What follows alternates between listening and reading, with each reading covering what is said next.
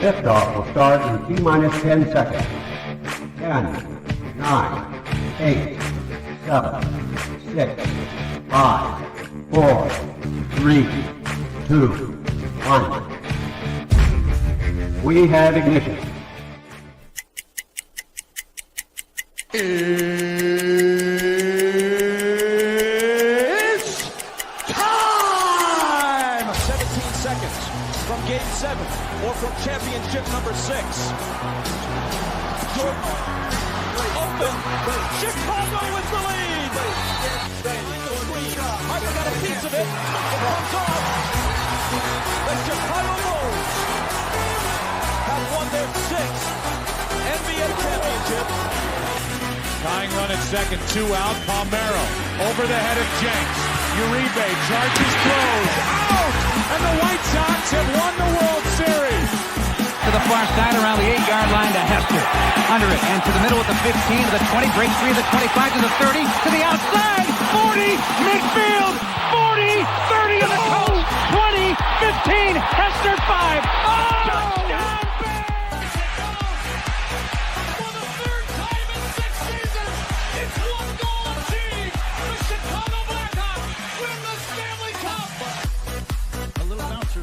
Toward Bryant. He will glove it to Rizzo. It's in time.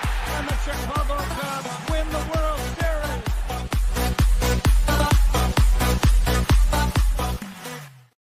What up, what up, what up? Welcome, Shawn and Maya in the morning on this House Music Monday edition. I'm your boy, the SuperBack, Shawn Sierra. Thanks for tuning in. If you're watching us on Facebook Live, well, then I guess you found us on Facebook. And if you're not following us on Facebook, what? Come on, go to Facebook, type in Sports Zone Chicago, click the like button, and now you're following Sports Zone Chicago. Simple. But wait, there's more. Go to the show's page, go to Shawn and Maya in the morning, like that page as well. So not only will you get, not only are you liking Sports Zone Chicago, but you'll be liking Shawn and Maya in the morning as well. Watching us on our YouTube channel. Excellent. And if you're not subscribed to our YouTube channel, for real, come on, guys. Go to YouTube, type in Sports Zone Chicago, click the subscribe button, but also click the notification button. That's the little bell next to it, and that'll let you know anytime a show from Sports Zone Chicago is going live. Get it? Got it? Good. Now, watch this on our mobile app. And please don't tell me you didn't know we had a mobile app. Come on, baby. What's wrong with you? You got to keep up with the Joneses in them. Okay? So listen, here's what you do. You go to wherever you get your apps from. It doesn't matter where you get your apps from, whether it's iTunes or Google Play or Amazon or Walmart or Kmart or 7-Eleven, Zayre, Zemsky, Macy, Montgomery Ward, Woolworths, Weebles, Goldblatts. Doesn't matter. You go there, you type in Sports Zone Chicago, you download it, you take us with you on the go. So not only do you get in the morning 3 days a week, not only do you get our other live shows throughout the week, and not only are they archived there like they are on Facebook and YouTube, but I'll tell you what, we give you a slew, and I mean a slew of articles. Thanks to my man Clarence Council III. Big up to Clarence for keeping you abreast of all articles Chicago sports related. Now, watching this on our Roku channel, I like that kind of party, baby. And if you don't know, you better ask somebody. Sports Zone Chicago. We have our own Roku channel. So if you have a Roku television in the house, do us a favor. Download Sports Zone Chicago's channel to your television. Okay, and put us there next to the big boys: Netflix, Hulu, Prime, Amazon Prime, Apple Plus, HBO Max, Disney Plus, Paramount Plus, Stars. Oh my God, the season finale of Power Book 4, Raising Kanan, was insane. Insane in the brain. Whew. But I digress. Put us there and watch us on the big screen. How run the big screen, right, Vicky, now. You can also tweet the show. You can tweet us at Sports Zone Shy. That's CHI Sports Zone Shy. Now, if you want to follow me, just me personally online, want to know what I did? Let me tell you what I did. I made it nice and easy for you folks. Nice, easy. One handle for Facebook, Twitter, Instagram, Snapchat, and TikTok. All one handle at the Sierra. We got a great show, but I need you to get interactive. All right, so whatever platform you're watching us on, whether it's Facebook, YouTube, or our mobile app, leave a question or comment on that platform. It'll come up here in the thread. Put it up on the screen. We'll incorporate it into the show, and that, my peoples, is what makes this the best morning Chicago sports talk show around. And that's you. So bring them all, baby. Questions, comments, smart ass remarks, because ain't nobody scared over here. Like The Rock said, baby, don't sing it. Just bring it. Man. People are a little slow this morning. I know it was tough for me getting up for CrossFit this morning. Michelle Walls is in the Vicky House is what up on the House Music Monday. The Sox let me down. They let us all down, Michelle. But I mean, let's be honest. We realized, we knew we're not delusional. We understood that they were definitely overmatched. They're a much inferior team, and the Cubs are playing good baseball right now. And the Cubs did exactly what they were supposed to do. Okay? They were supposed to do. You know, they had a 9-game stretch with Miami, the Sox, and Miami, where they can kind of gain some ground. So they thought, because St. Louis kept pace with them, but they did what they were supposed to do. And it was frustrating because there were opportunities, but in reality, the Cubs are just too good for us right now. They're just a much more talented team, I don't want to say better coach, because we have talent. I mean, we have young talent that needs to develop, and the Cubs have a good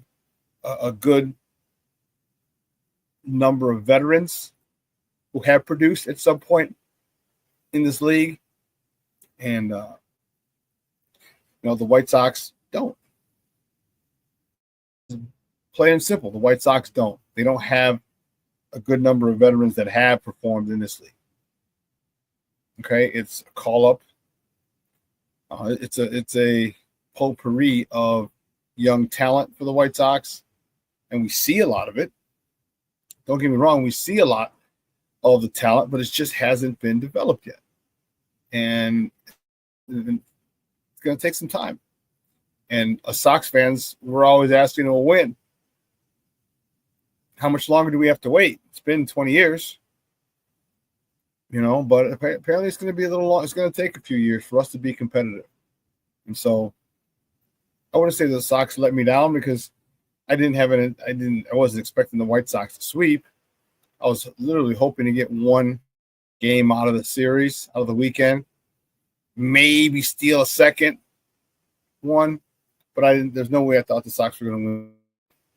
I thought the chances of them winning the series were slim and none, and Slim was about to leave town. That would have had to have been by a crazy play, like maybe the wind forced the Cubs to drop a pop-up, a bases loaded pop-up with 2 outs, all right, and while the ball's in the air, 2-run score type deal. You know what I mean? That type of, but it didn't happen, and it was frustrating. Yeah, my phone was ringing off the hook, or I should say my text message were ringing off the hook. I was getting text messages left and right. I had to mute my phone. I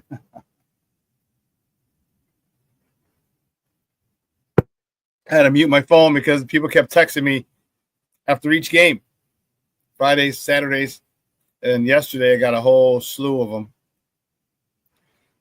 And most of the people didn't say anything. They just put the broom emojis. They just put the broom emojis was their message to me. So, Mr. Shorty checking in. What's up, Papa? How are you? It's top of the morning to you. Yeah, it's a rough one. We had a good day yesterday. Brandon Schutz, who's the coach playing today, we'll get to that. They're in Miami. We talked about that. They had Miami at home last week. They had the Sox over the weekend at home. Now they travel back to Miami to face the Marlins. Yeah, it's a little slow. It seems like a lot of people are taking their time getting in. But listen, I don't know a lot about a lot, but I do know this: more the usual suspects will chime in on that, my peoples. I can promise you. Yeah. Today just seems like a true Monday. It's a crappy day. It's only going to be in the high 50s, I want to say. It was just 84 a couple days ago, Friday.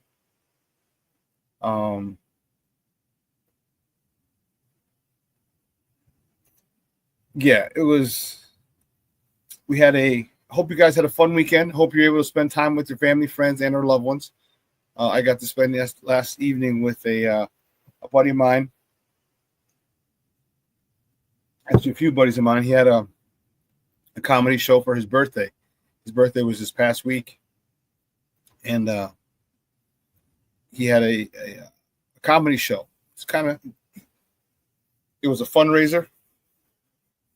So we were there yesterday, and it was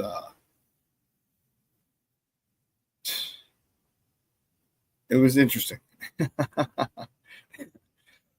It was interesting yesterday. Let me just put it that way. It's good to see a lot of my friends, and that's the cool part, and that's exactly what I mean when I say it. Like, do stuff with your peoples. All right, it's like my output people. I had a good contingency of my output people were at Joe's on Weed Street last night for this comedy event. So it was good time. Comedians were good. The last guy was hilarious as all get out. He's been around the world, around the country, I should say. BET and some other stuff. He's really good. And 4 or 5 Tito's and Club with the lemons later. I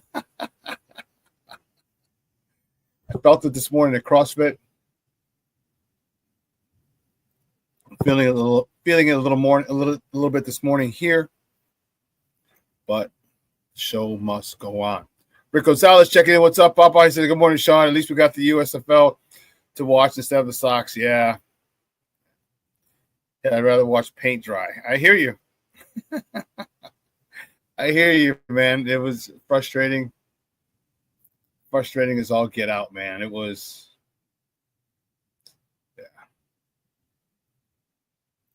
Yeah. And my man Armando Emeterio Lara Jr. You can't even say hello to me first, huh? You son of a biscuit. You sure didn't forget to text me real quick, did you?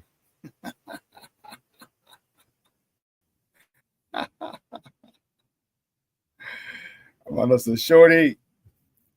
Oh, Armando and Mondo text me, and Patty text me with the sweet with some brooms yesterday as soon as it happened. You know, and I contributed to this. The Bible says, and we have a Chicago Pope now, we have a Pope who's a Chicago White Sox fan. He says, help the less fortunate. And the Cubs needed our help. Right? You're in first place. You needed our help. You needed to keep up with St. Louis because they're 14-1 the last 10 games, something like that. This is crazy. So we had figured we'd help the less fortunate. We did. So you're welcome. This is what we do. There we go. Mm-hmm. Oh, that was Siri. Last 10 in Minnesota. St. Louis is 8-2. Crazy.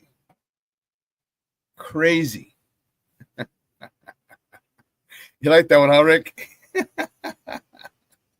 They don't call me a spin doctor for nothing.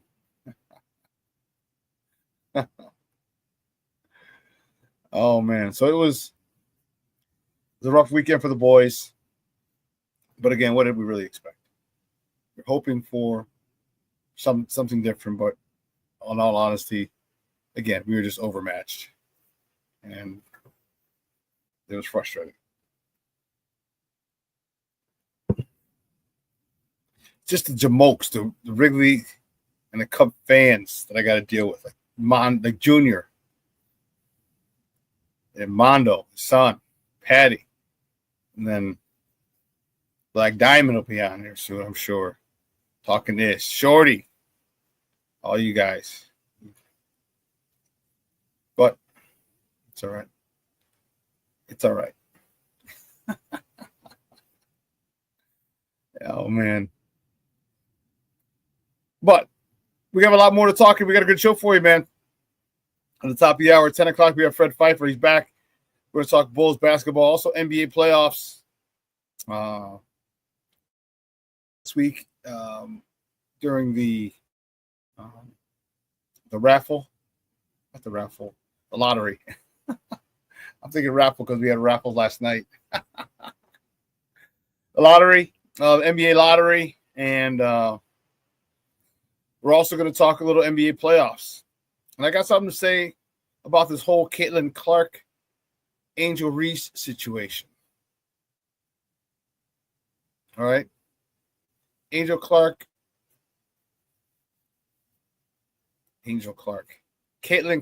Angel Reese situation.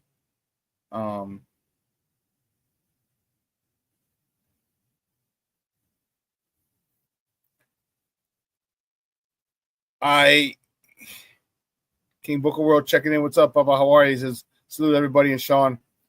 As far as that goes, you know, Caitlin Clark has done nothing but elevate this game.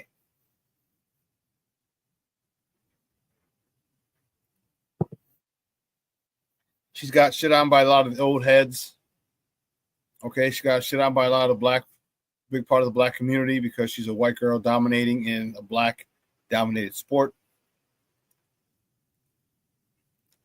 But don't get me wrong, she's a little sly. Okay, she's like a John Stockton, and I'm not gonna call her dirty as John Stockton, no, because that dude was dirty. He was just real quiet about it and smooth about it. So late in the game, or in the game on Saturday, the season opener,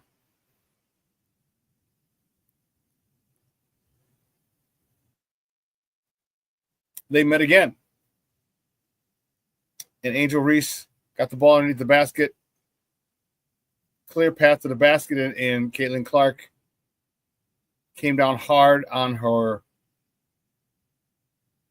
hand. It looked like she just kind of pushed her a little bit. And I don't know if she pushed her or if she was just kind of going with the way Angel was going, Angel Reese. I'm not sure. And I think Angel exaggerated a lot. Her arm was flailing. Okay. Then she gets up and she goes over there, tries to go over there, and Caitlin just walks away, and people get in between them. Aaliyah Boston, Caitlin Clark's teammate, gets in the way. And actually, Aaliyah Boston was shoved by Angel Reese right before the play. As the play's happening, Angel Reese shoves Aaliyah Boston. You see it clearly. Don't notice it because they're looking at Caitlin Clark. But she shoves it. She shoves Aaliyah Boston, gets the rebound, looks up. There's nobody there. She takes a dribble, is about to put it up. And that's what Caitlin Clark fouled her. Angel Reese took exception to it. She was cursing at her. And it was a hard foul. I think it's all it was. It was a situation where you just foul a person because you'd rather them go to the line and earn their 2 points on the free throw line than by just giving her an easy bucket. I don't know about upgrade. There's history between those two, so you know they're going to err. There's going to be a pre-existing condition type thing. I don't think it to me, what it showed was like Angel Reese is still a little jealous of Caitlin Clark. I don't think she's jealous of her. Because I think Angel Reese wants more, maybe respect from the WNBA, and she gets it, but she also hears a lot of the negative stuff that she can't shoot. You know, her game needs work. She's not polished. You know, misses too many layups. That's how she stats her pads, her rebounding stats, missing layups and getting her rebounds and putting them back in. So she hears a lot of this. And I think something tells me, this is what I think. I just think that she's just jealous that the world isn't turning on its ear for her and hyping her up as much as they are Caitlin Clark. Remember when she said last year, she goes, it wasn't just Caitlin Clark, it was two of us that brought women's college basketball, our rivalry. Yeah, it was. I understand. I agree. Is that rivalry with Iowa and LSU? It was Caitlin Clark who was doing a lot of the scoring. Caitlin Clark was doing things that have never been done before in the WNBA. I mean, she's like Logo Lillard. She's Steph Curry with her shooting. I mean, she's pulling up a dribble or two across half court. WNBA has never seen anything like that. WNBA has seen girls who are gritty and grimy and rebound and work for buckets, which Angel Reese does.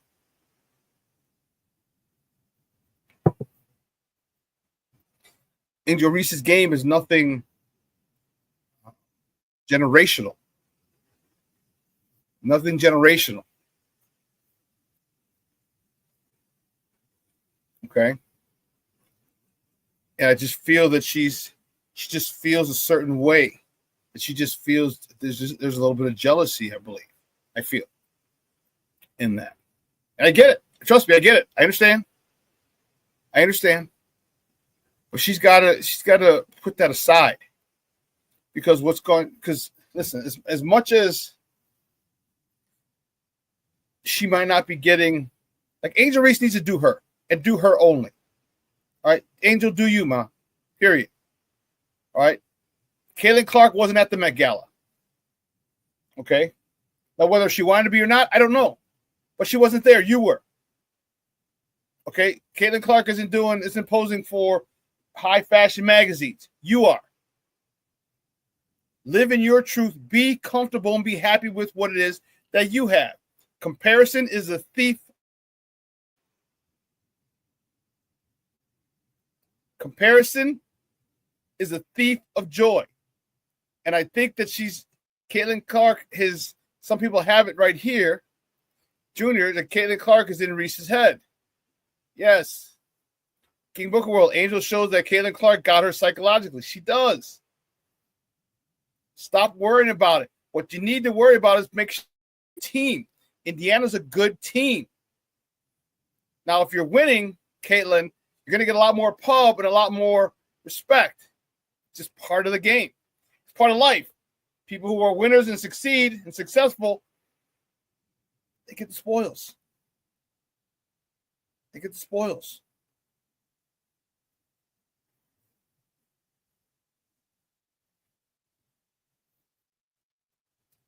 Rick said, and it's right, Rick, rivalries are needed in sports.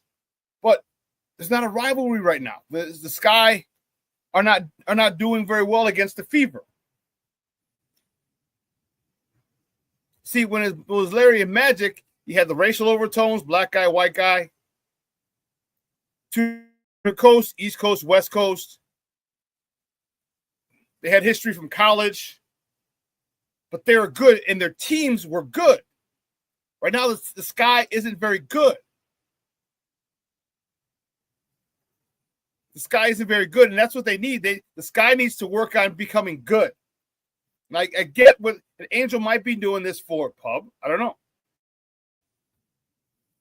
She might be trying to hype it up. I don't know. I just feel like the way she went at Caitlin Clark, there was some anger, some hatred, some jealousy, in my opinion, toward Caitlin Clark. Like, she got up mad. Like, that wasn't a hard foul. She didn't punch her in the back of the head. She didn't clothesline her like they did Kurt Rambis. Like Kevin McHale did Kurt Rambis on a fast break. Oh, she came down on her arms, stop her, make sure she couldn't get the shot up, earn your 2 points from the free throw line, period.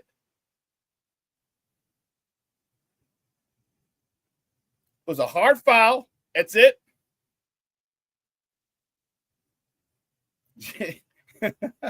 You remember that, huh? King Booker World. Rambis was sideways in the air. Yeah, he was.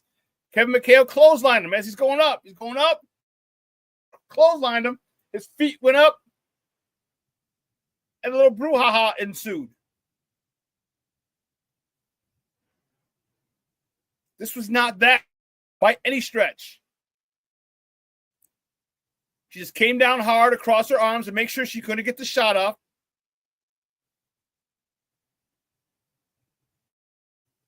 And said, earn it from the line. I think there was too much drama there. I mean, I don't think that's what they need. I mean, maybe it is. You know, especially if they hate each other, or if it seems like Angel hates Caitlin Clark, yeah, maybe you get more publicity, but that's the sizzle. You need the substance. The substance that keeps rivalries going is the teams need to go back and forth. You have to be able to not tell who's going to win a game. And right now, Indiana's got our number. So what they need to do is just focus on playing better basketball. And it's going to be difficult. You got a brand new coach, new philosophy, new offense, new defense. But you got to focus on team basketball, becoming better, becoming a team that just competes, but is able to go back and forth with the Indiana Fever and other teams in the league.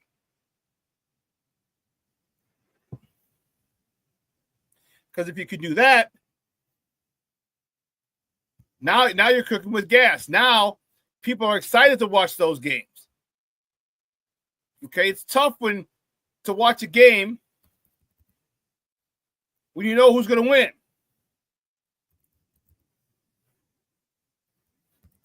I mean, how crazy is it?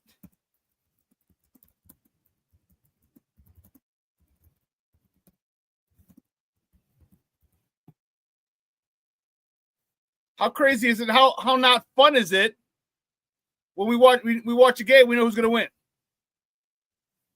You know what I mean? It's like, we're hoping for something different, but for all intents and purposes, we know who's going to win.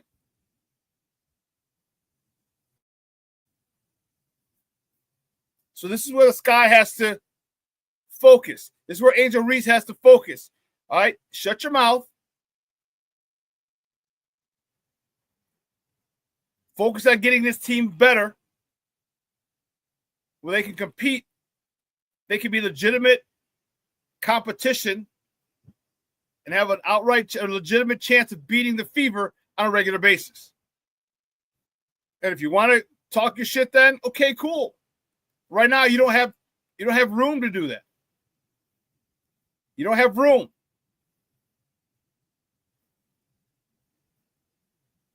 Your team's not good. You're still trying to build chemistry. You added new players, new coach, as I said, a lot of new moving parts.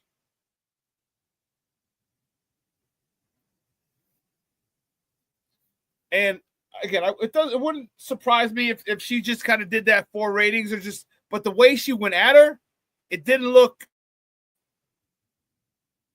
I think it was unnecessary, but it looked like she was angry, like there was bitter hatred, jealousy. She got up and went at her like, I don't know.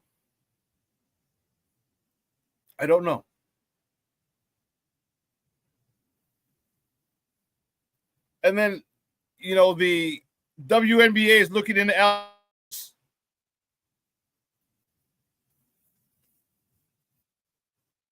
for comments allegedly made at or toward Angel Reese This is from Jason Leisure. He's a Bears writer, but he's also on the Sky Beat as well. A lot of people taking buyouts in the newspapers. But it said the NBA said Sunday that it is looking into whether the fans in Indianapolis crossed the line into hate speech toward star Angel Reese during the season opener against the Fever on Saturday. The source said the alleged use of racial slurs is a focus of the investigation. And the WNBA said in a statement, the WNBA strongly condemns racism, hate, and discrimination in all forms. They have no place in our league or in our society.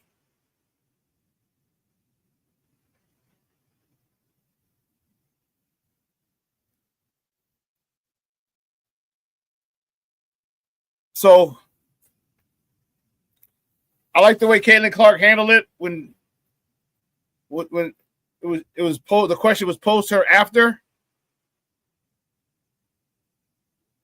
It's like hard basketball play,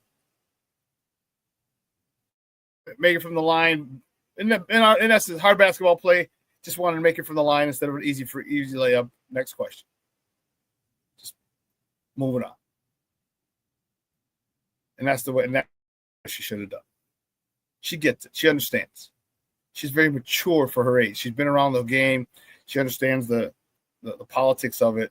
So that's awesome. Well, listen, let's take a break. All right. On the other side of the break, we're actually going to get to our top of the morning topics, I promise. All right. So don't go anywhere, folks. Keep it locked right here. Shawn and Maya in the morning on Sports Zone Chicago.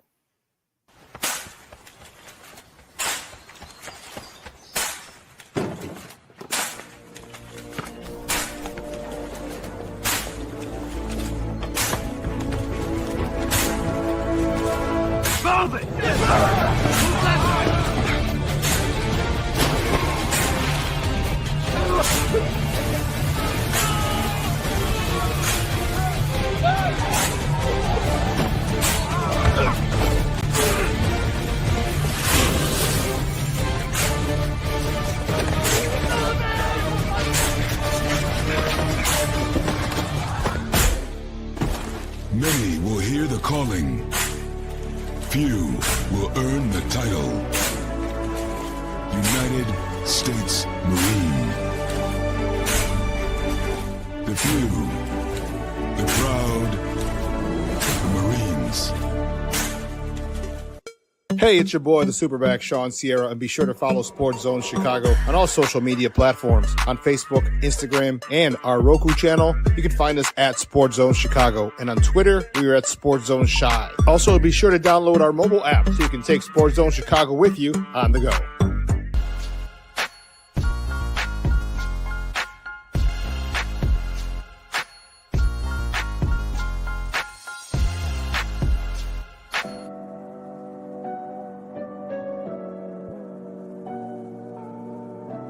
How do you take care of your mind health? For my mental health, I meditate in the mornings. I have my dogs. They're the best. I just find ways that help me just relax. Finding things that make me happy, like being close to my family. I meditate a lot and read books. I have hobbies outside of the game. I'm able to switch off. I'm able to turn my brain off from the game of basketball. Your mind health matters. Your mind health matters. We are looking for a few heroes, mentors, trailblazers, innovators, a passion to change lives, spark curiosity, open hearts, and awaken minds, help students answer the question, who am I? This could be your calling, but this is no job. It's the journey of a lifetime.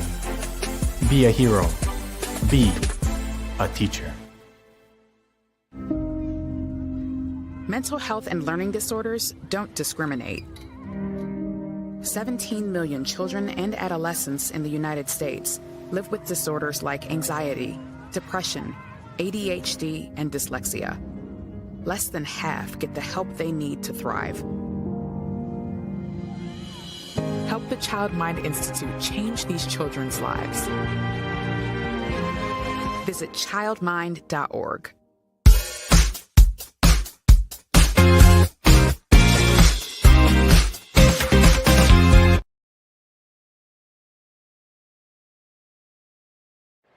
Seen kind of a similar pattern here to start both of these games as Mindrop drills it down the line and left, and it's a fair ball. He will dig to second, takes a weird bounce. He's going to look three, but take the turn and go back to second. It actually is more of a change than a splitter. This one driven deep in the air. Back it goes in left at the wall. It is gone! Miguel Vargas continues his tail. So he fights off the splitter. He gets a... Julian Merriweather comes on. Robert Jr. turns on one. That's a fair ball into the left field corner. So Luis Robert Jr. with his second hit today. Up the middle, Swanson was shading towards the second base side of the bag, and he makes the play. Unbelievable range.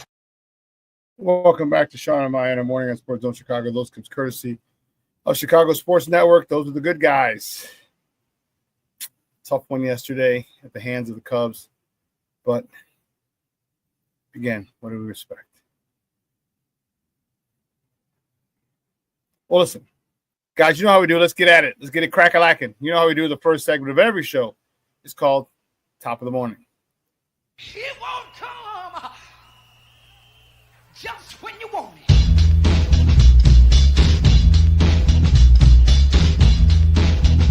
Top of the morning to you. Top of the morning to you.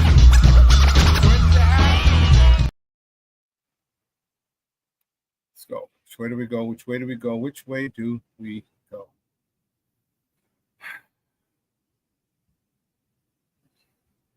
We only got one place to start.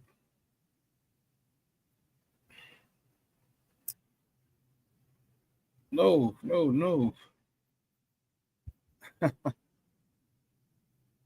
Steve, that's not up there, boss. The Cubs beat our White Sox yesterday, 6-2, sweeping.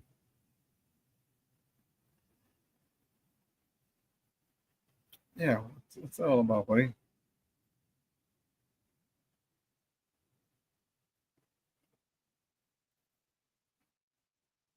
Here we go.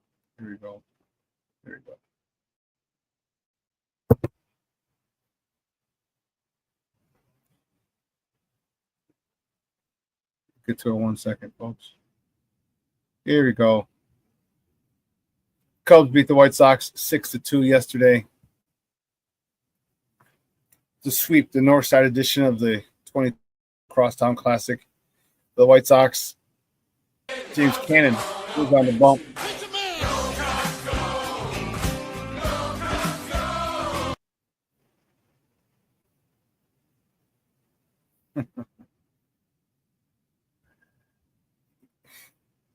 James Cannon, he was on a bump. He got the loss. He's 2-5. He went 5 innings, 4 hits, 5 runs, 4 earned, 3 strikeouts. Miguel Vargas, you saw 3 with a homer that you just watched on the clip coming out of break. His 6th homer of the season, driving in his 21st of the season. Quero was 1 for 3 with an RBI, his 10th, and Luis Robert was 2 for 4 on the season.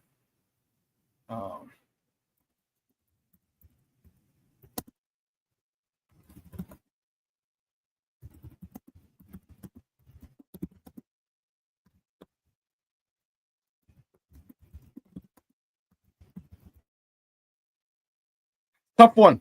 Cubs are playing some good baseball. Can't bull jive you, can't bullshit you. They're playing good baseball. Okay? And they're in a spot right now. They're in first place. They're 2 games. 2 games ahead of the St. Louis Cardinals. We're 8-2 in the last 10 games. The Cubs are 6-4 in the last, and 8-2 in the last 10 games. They're 6-4 in the last 10 games. All right. St. Louis is making a strong push.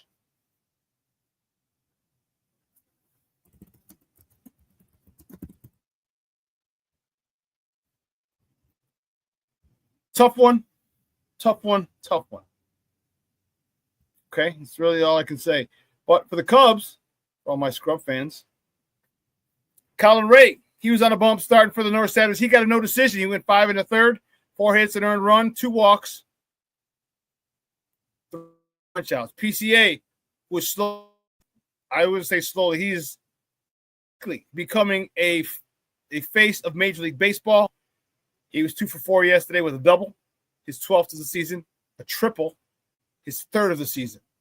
Nico Horner was 2 for 4 with a double, his 11th, driving in his 20th RBI of the season. And Bruhan was 2 for 3 with an RBI, his 2nd of the season. Michael Busch was 2 for 4 with his 25th RBI of the year. Now, no rest for the weary as the White Sox host the Seattle Mariners today at the rate. First pitch is at 6:40 p.m. Central. You can catch that game on Chicago Sportsnet or listen to it on their flagship station, ESPN 1000. The probables for that game for Seattle: Luis Castillo is 3-3 with a 3.65 ERA, going up against Davis Martin, who's 2-4 with a 3.65 ERA. The Cubs are also in action today as well. They took a quick flight, not a quick, but they took a flight immediately after the game down to the 305. The Cubs opened up a 3-game set against the Miami Marlins down there in Miami. First pitch is at 5:40 p.m. Central. The probables for that game for Chicago: Ben Brown's on the bump for the Northsiders. He's 3-3 with a 4.75 ERA. Going up against Edward Cabrera for the Miami Marlins, who's 0-1 with a 5.52 ERA.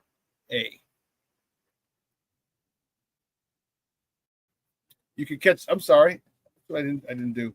You can catch that game on the Marquee Network tonight or listen to it on their flagship station, 670 a.m. So we got a whole bunch of comments here.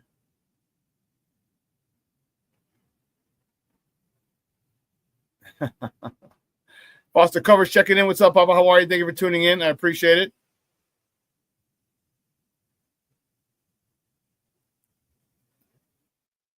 No, those are the good guys. You guys are the Northsiders. You guys are the K. Show the good guys. Roberto Ramirez checking in. What's up, Papa? How are you? Oh, you just came to not give me crap, huh? You want to give me crap by not giving me crap?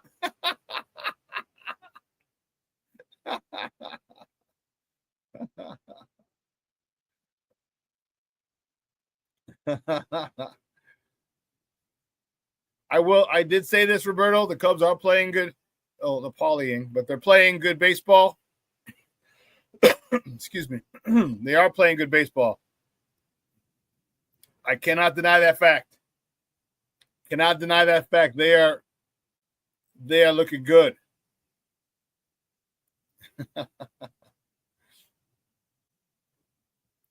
Yeah, PCA went 8 for 14 this series. That's a hell of a series. Hell of a series.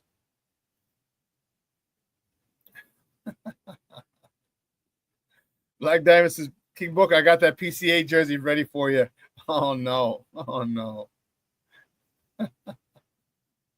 He's like, damn it, Black Diamond. I hear you, Michonne. I hear you. So, the season rolls on. The season rolls on, and all right, we got to take our ass whooping and move on. All right, the Cubs, you have a good opportunity right now, okay, to continue to build. You got 3 games against Miami off Thursday, a weekend set against the Reds. You got a chance to really separate yourself, possibly separate yourself from the pack. But St. Louis, man, they are tough. They're 8-2 in their last 10 games. You've got to take 2 out of 3 from Miami. You should sweep them, but you got to take 2 or 3 from Miami, a minimum. And your minimum, you got to take 2 or 3. You should sweep them. We took 2 out of 3 from them. You guys should be able to sweep them.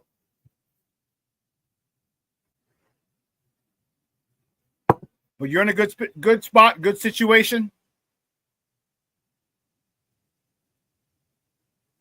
Oh, no.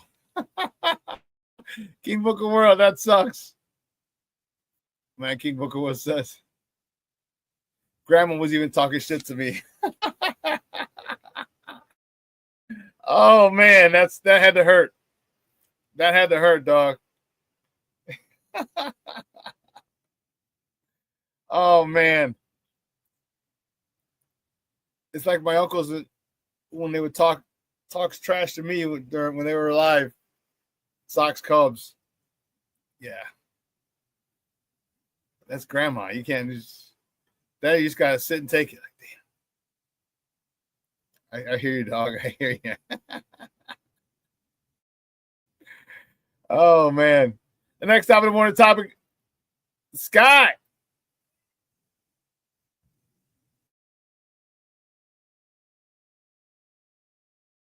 Sky with a big win they lost the season opener on Saturday in Indiana to the Fever, 93-58. That was an ass whooping.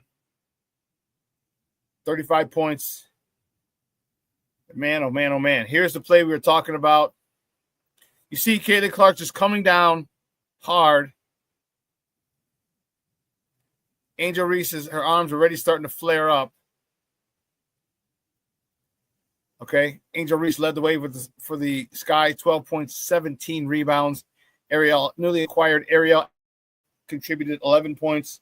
King Booker World, your future ex-wife, Camila Cardoso, 7 points, 7 rebounds.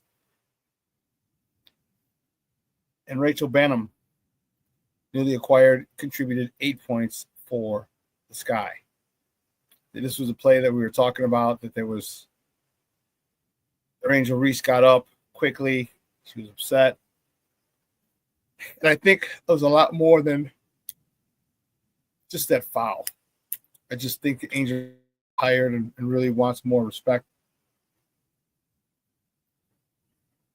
And I get it, hon. I do. I get it. But you got to do it with your play. You know, you got to do it with your play.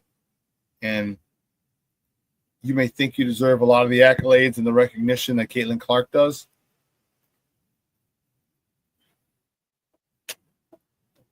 And you deserve a lot of recognition for what you're doing for the league. But I still think Caitlin Clark might be slightly ahead of you in regards to the attention she deserves. And that's no disrespect to you. It's just the way that Caitlin plays the game. She's doing things in the WNBA that haven't been done before. Again, there have been a ton of girls who are gritty and grimy and blue collar like you are, hardworking under the boards. Okay? But what Caitlin's doing is just generational. And don't get me wrong, I've seen you've worked on your game. Angel Reese has definitely worked on her game. You can see it in her handle. You can see it in her jump shot. You can see it in her body control. Take this down. You can see it in her body control. Okay, she's more in charge of her movements. Deliberate, smooth. Okay, and she got better. Okay, I know she was doing a lot of shit in the off season. She was enjoying her off season, but you can obviously tell she was in the gym. You can tell she was in the gym. Isn't that what you want? Isn't that what we want as fans? I need to know that my players are getting better.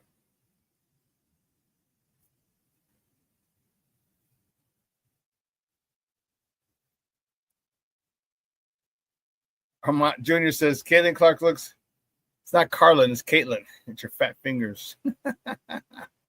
R's next to the T on the keyboard.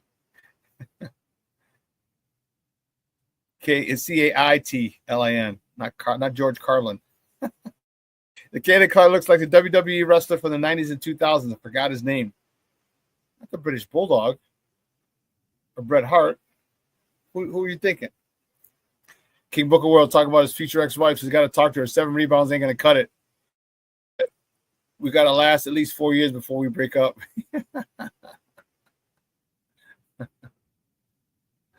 What is this? Fly Beagles Fly. I have no idea what that's about. No idea what that's about. You can't think.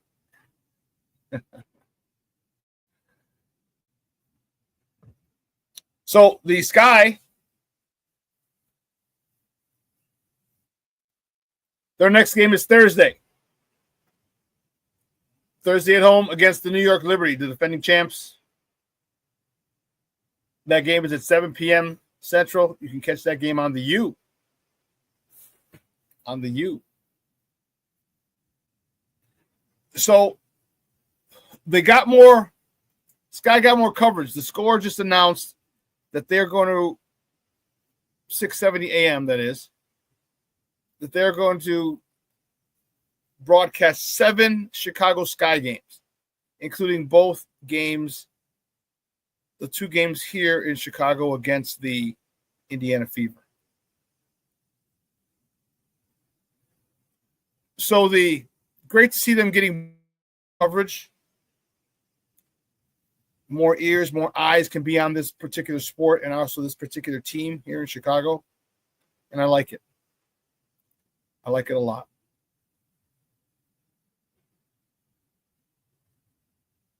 Oh, Junior says Fat Fingers. Remember when the Eagles won? My Fat Fingers typed Fly Beagles Fly? Yeah, I remember that.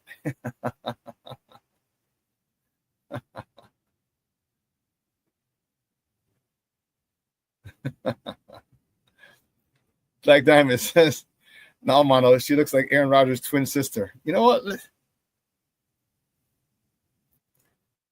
When on the next commercial break, what I'm going to do is I'm going to get a picture of Caitlin Clark and get a picture of Aaron Rodgers and put them next to each other and see if they look alike. That's funny. That's funny. But I'm concerned about this guy. They just don't seem in sync. And there's a lot to be said for that. There's plenty of reasons. I want to see how it progresses. Okay, because they can't continue to be this out of sync. Wow. King Booker World, yes. Excellent. The cartoon version, not Maxwell Smart. The guy, I can't remember what Maxwell Smart's name was because he played Inspector Gadget in the movie. But yeah, the cartoon Inspector Gadget. That's awesome, King Booker World. Oh, man. That's awesome. I can't remember. What was the name of the actor who played? He was voiced over.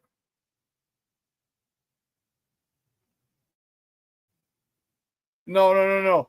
Not in the movie. In the TV show. Now Matthew Broderick played it in the movie, but he the guy who played it in the TV show was also the voice of Tennessee Tuxedo. Yeah. James Ford checking in. What's up, Papa? How are you? Thank you for tuning in. I appreciate it. Don Adams. Is that it? Don Adams. Why isn't that grabbing me?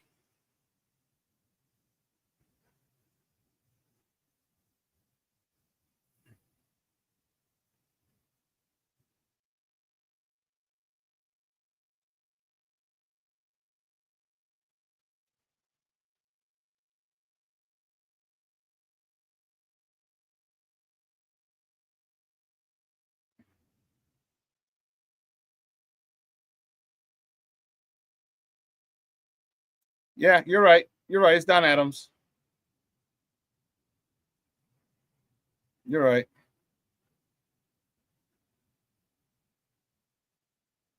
Wow, 5 seasons, huh?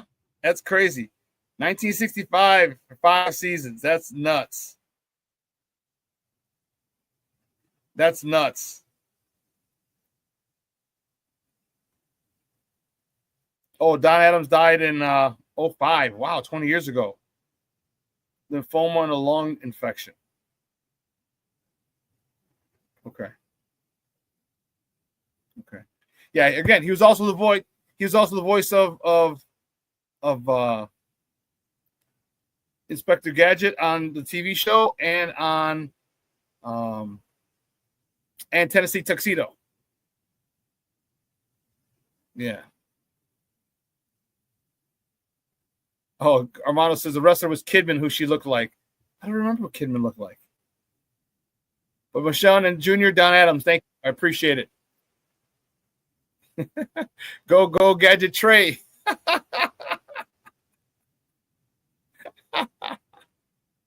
But she does. Caitlin Clark does look like Inspector Gadget from the cartoon character. That's awesome, King Booker World. That is awesome. We got to do a better job. Sky has to do a better job of dealing with this fever. All right, the Indiana Fever is a good team. They looked more in sync, more in tune. They had more chemistry. And right now, the Sky just doesn't seem like they have it. All right, and you can get it. You can get it over time. But I want to see more plays run. I mean, who's our three-point shooter? Who's our, you know what I mean? Like, I'm looking for the dead-eye three shooter. I don't know. We'll see. Anyway, listen, we're going to take a quick break, and on the other side of the break, we're going to welcome my man back, Fred Pfeiffer from the Big Red Bus.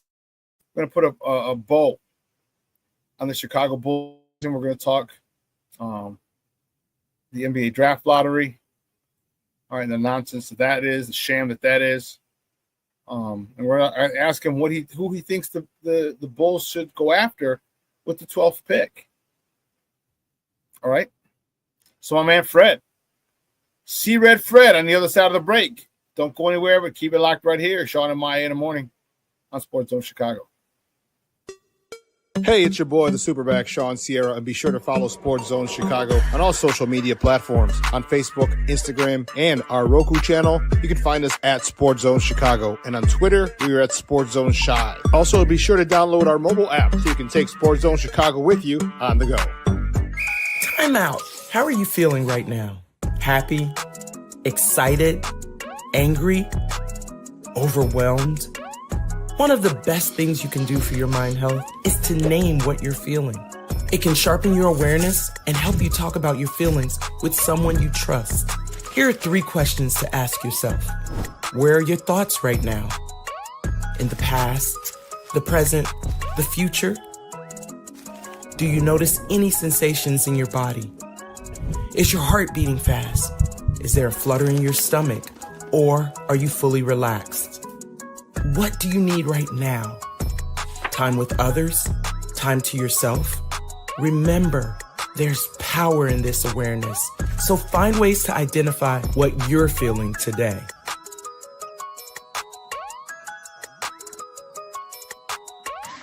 Hi, guys. Hey. Hi, Megan. Hey, Jessica. Megan, you're a tramp. Brian Fitch told me you guys made out. Everybody knows. He said your breath smells like garbage.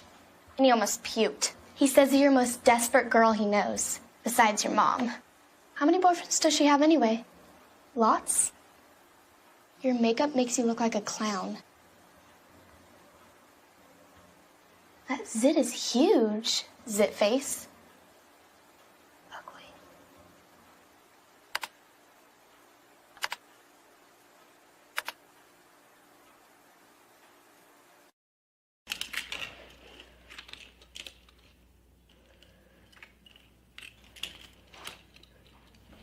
Hey, bud, what you doing? I'm playing with cars. Cars? Can you show me what a car does? Whoa. Hold on a second. First of all, this is a school zone. So you need to put down your cell phone, stop texting, and let's get to driving. Now you're coming up to a stop sign, right? You need to slow down and stop before you hit that Y line. I want you to look left, right, left. You don't want to get hit by a car going on your left, and to your right to make sure you don't get sideswiped by a guy coming from your right. You're coming, and you see a crosswalk. You better slow your horses down, because the #1 rule of driving is always yield to pedestrians. Now stop, pull over, and you are done driving. Gosh, what do they teach you kids in school nowadays?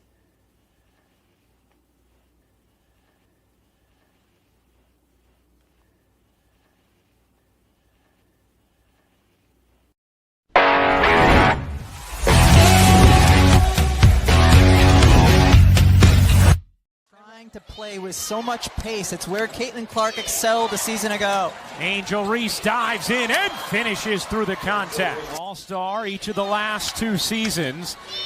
Nice position. Reese lays it in on a beautiful feed from Cardoso. Certainly knows. She loves the step back going to her left side. Here's Reese, center of the lane. Nice dish. And Cardoso finishes on a gorgeous delivery from Angel Reese. Curious about how they're going to look offensively, making everything fit together. A lot of new key pieces as Nurse able to squeeze it in. Because they're going to have significant contributions from rookies. I think we got to give them a little bit of time to develop. It's always hard.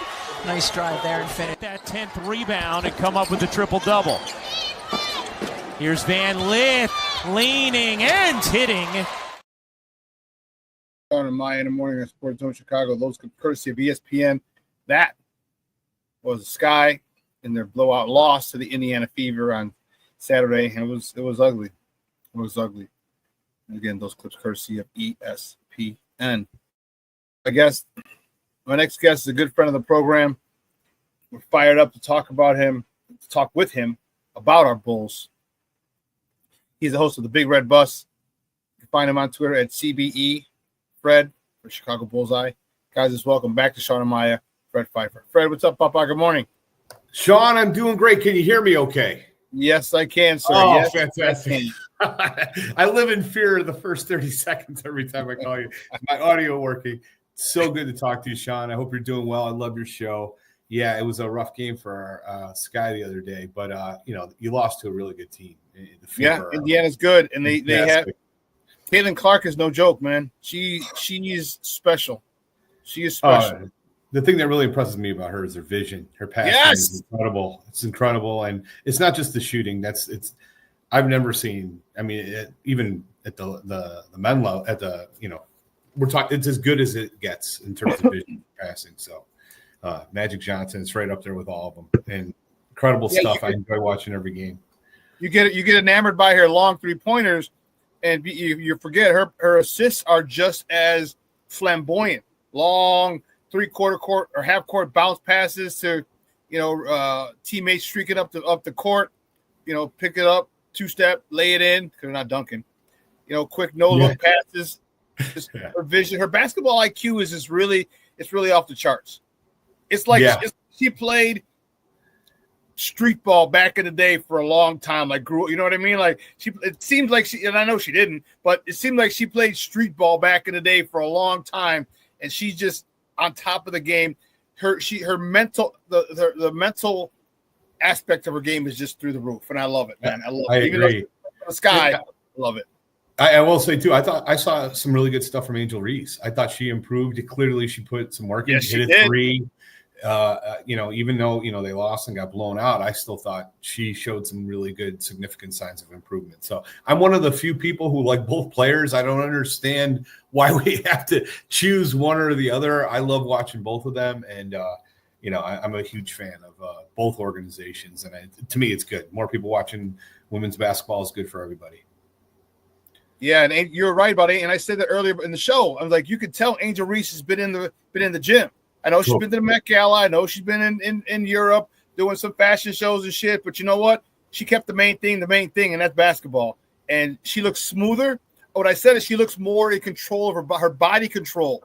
Her footwork and her body control are so much more improved this year than they were last year. And you only get that by putting in the work in the offseason. And I love it for her. I just want her to keep getting better and better and better. Agreed. Yeah, so it's good stuff. But on to the beloved Bulls. Hopefully things will change and we'll have a nice draft pick at number 12.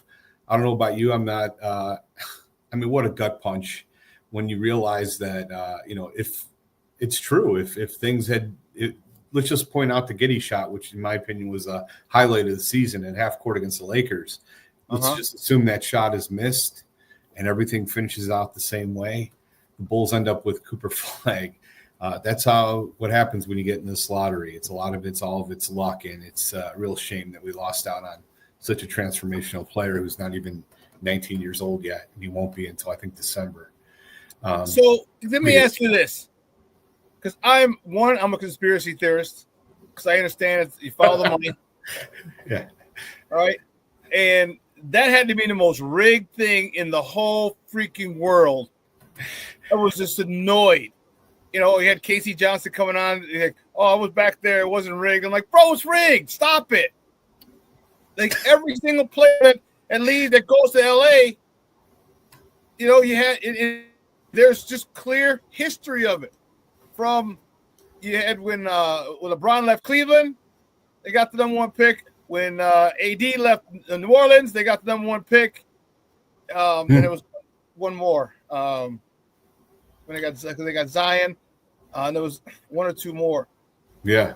And so you trade. Luke. It was the Cleveland. It was when they got Kyrie. When LeBron left, they got Kyrie. Number 1 overall. Does another one. It just bothers me, bro. So now Dallas got the number 1 pick in the women's and the men's. Yeah, I mean, I don't know. A lot of it's, it's just shocking. I really think if they wanted to make it really rigged, though, I think they would have given it to the Spurs, you know, with Pop going out. And then you got because they got Wemby. You can't have too many big stars. Yeah, that's probably true too. Also, but I mean, look at 08. Look at 08. Chicago was down for a while. 1 year. The 1 overall pick was definitely Derrick Rose. There wasn't a question about it. That's not true. Chicago at the time, Chicago kid. But at the time, there was a massive debate. You can even see if you go back and watch the tape when the Bulls won that first pick. People, I can't remember who the reporter was. It might have been Doris Burke. I think it was. Went over to Steve Shawn, who represented the Bulls, and asked. So a big debate going on right now. Is it Rose or Michael Beasley?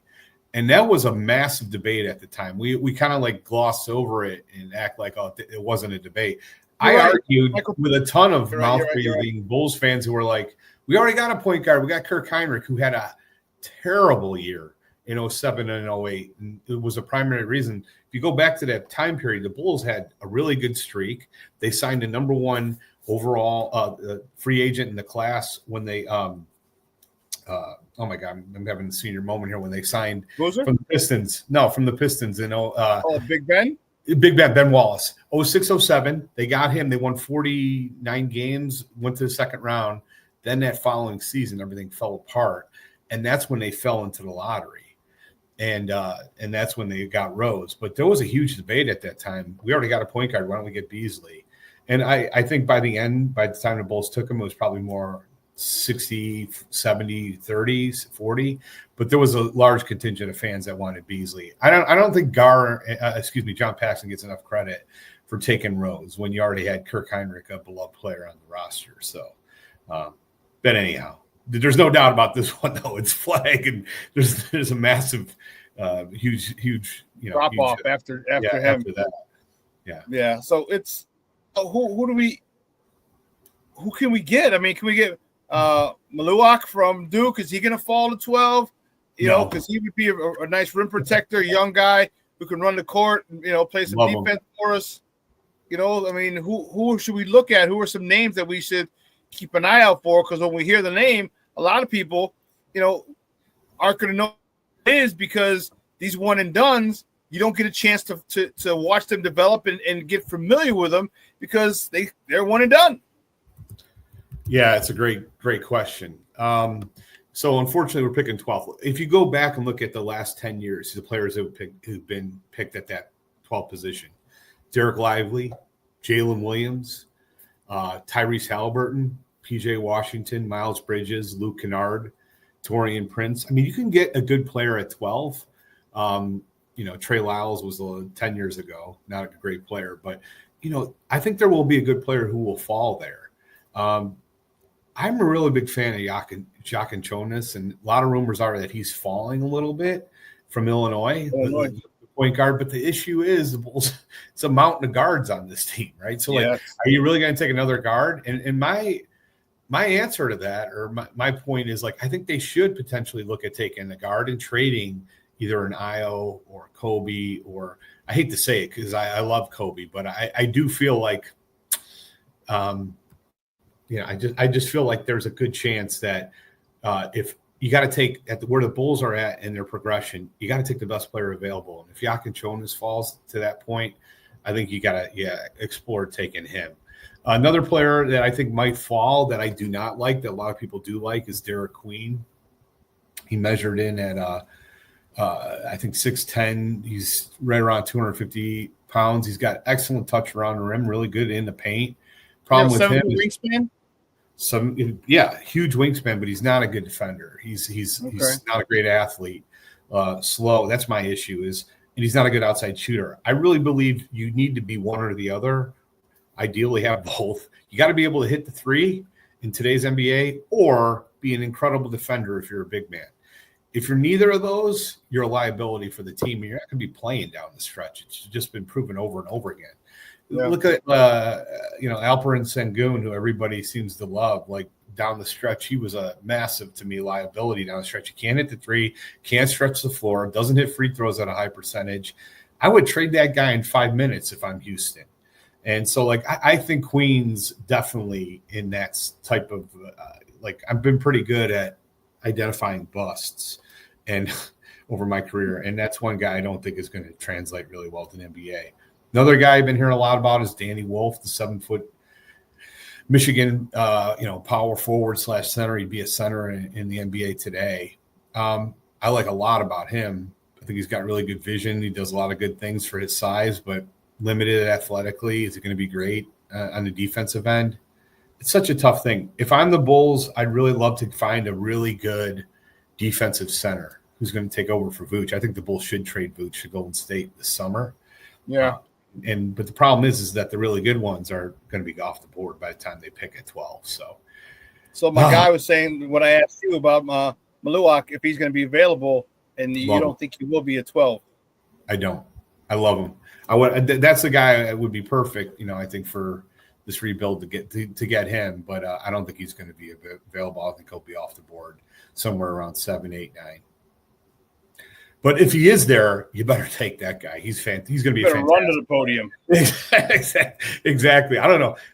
I do kind of feel this draft is. I heard a ton about how great this draft was going to be, and to be honest, I've only really started a deep dive on the players that the Bulls are about, supposedly going to get. I will say I'm not impressed. Even Yakashonis, who I do like from Illinois, I'm not as high on him as I was on Io, and Io was picked in the second round. I think he's good. He's got a lot of skills, but he's a little sloppy with the ball. He's inconsistent as a shooter. A ton of turnovers at Illinois. Somewhat limited athletically. I mean, he's a good athlete, but not a great one by any stretch of the imagination. I just see so many faults with a lot of these players that I hear the Bulls are going to be picking. I do love Dylan Harper. He's going to go second probably overall. Ace Bailey is a big divider among, the fan base.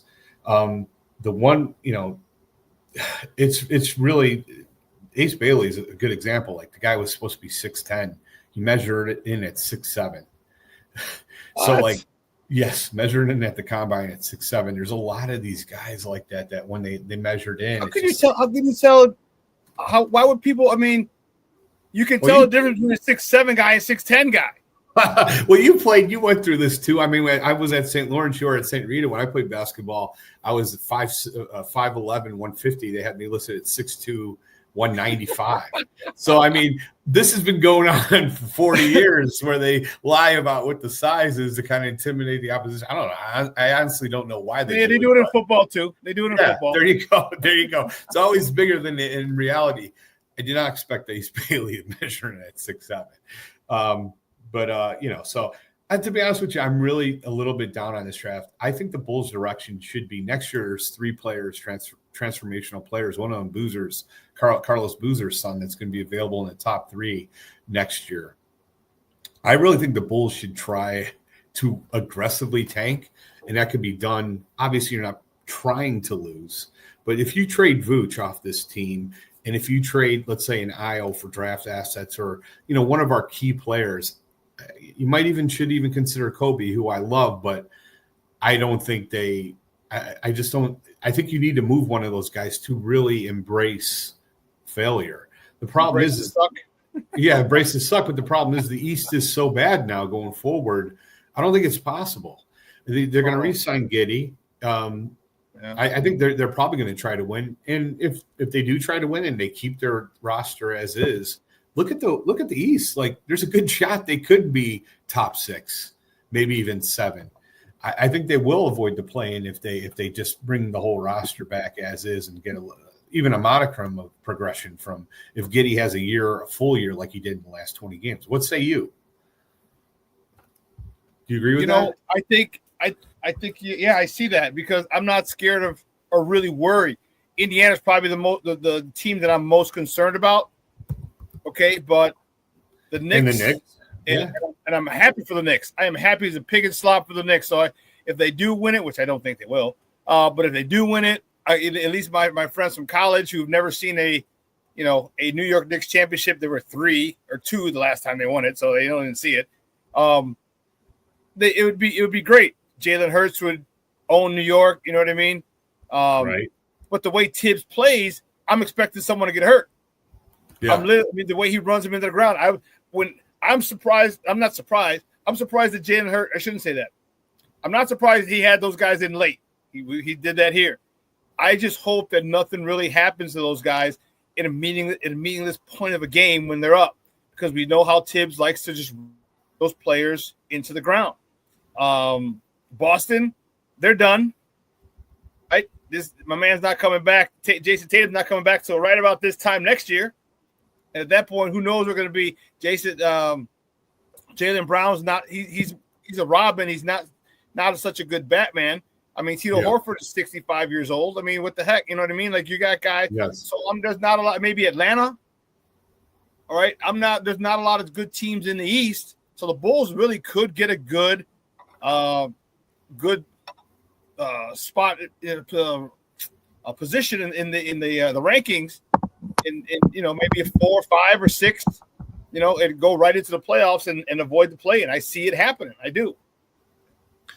Yeah, I mean, you brought up a point which really bothers me. I don't know if you saw the game 6, the closeout game with the Knicks against Boston, and they were up over 30 points with 5 minutes left in that game, and Tibbs had OG Anunoby and Mikal Bridges still on the floor.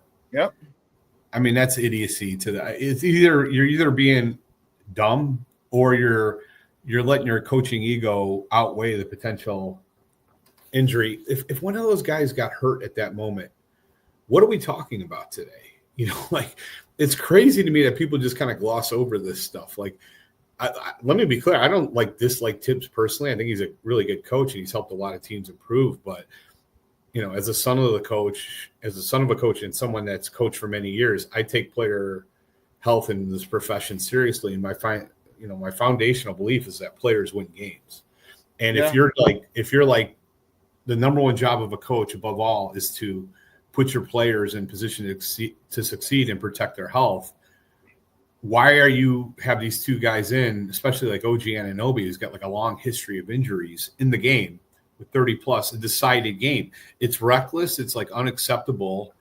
And the only thing more frustrating to me than the decision itself is like the refusal of people to ask him about it, or writers to justify it, or just to turn their nose to it. It's ridiculous. I mean, you can have the debate all day about if Derrick Rose should have been in the game with the Bulls up 12 and 2 minutes left.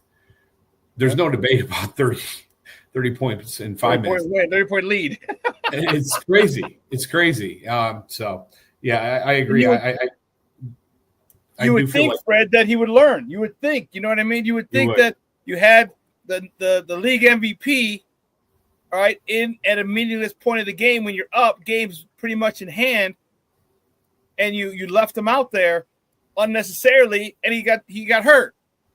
Oh. And I'm not saying it's your fault, Tibbs. No, but what I'm saying is you put him in that position, and as coaches, like you just said, you put your players in the best position to be successful. That's not being successful. Yeah, you're up. You're up with a minute to go, minute and change to go. Man, and it's frustrating. Those serious injuries occur when you're for fatigue. Jason Tatum tore his Achilles tendon with 3 minutes and 8 seconds left, and then so did Kobe. Think about some of these major injuries. Derrick Rose. What was the other big ACL injury that occurred in the last few seconds? I can't remember. Oh, no. It was the other big injury that occurred was Golden State. God, I can't remember what year that was. 2000. Regardless, not Shawn Livingston. No. It wasn't Shawn Livingston. It was Klay Thompson. Klay Thompson hurt it in the second half. It was second half and he got hurt. He hurt his ACL. I just think it's statistically proven. It's crazy to even think that he should be that the guy was in the game at that point. And it's either because you're either unbelievably dumb, which I don't think he is, or it's egotistical because you just don't want to be the first team, or you don't trust your bench to blow a 30-point lead with 5 minutes left. The fact is the Celtics had waved the white flag. They already had all their bench in there. It's crazy. They did.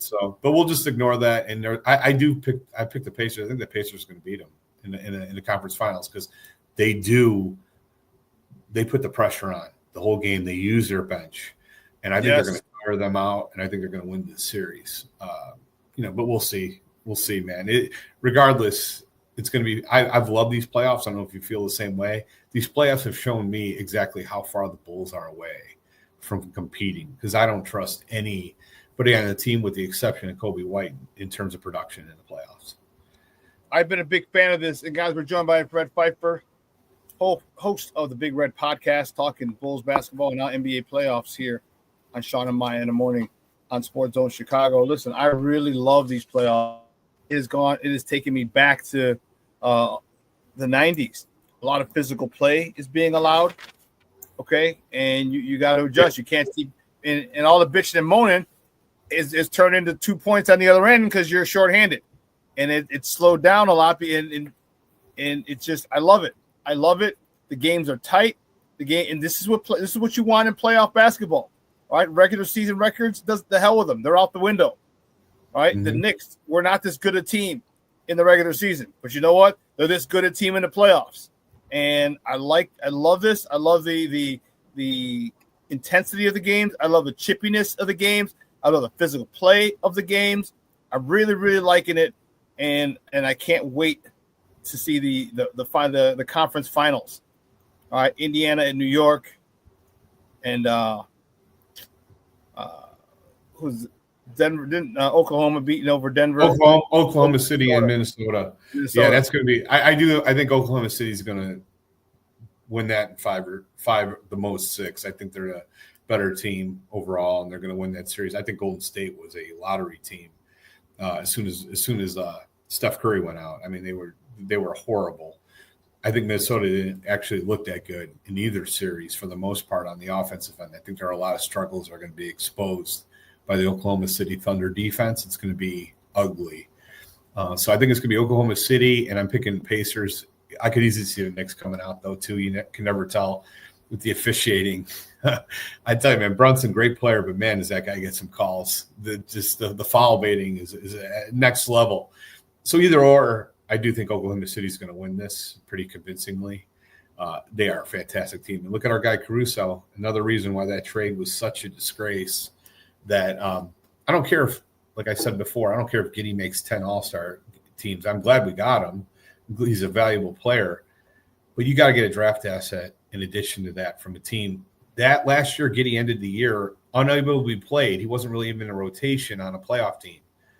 And you have a role player like Caruso, who's excellent defensively, 3-and-D guy, who every team in the league would have wanted. And you couldn't even get a protected first-round pick from a team that has too many to use. Inexcusable. GM malpractice, and it still angers me. And, man, I don't even know what to say. I did want to mention one more thing, Shawn, about so in terms of some of the players, there is one player that I've been seeing a lot mocked to the Bulls, Colin Murray Boyles. Have you heard about him from South Carolina? I've heard the name. I haven't. 6'8", 245. Really good defensively. He averaged like 17 points and 8 rebounds. I like him a lot, but the issue with him is he can't shoot. He's not a good – and he's a little bit undersized 5. That's how I kind of see him kind of projecting to the NBA. Again, another guy who can't shoot. You say 6'8"?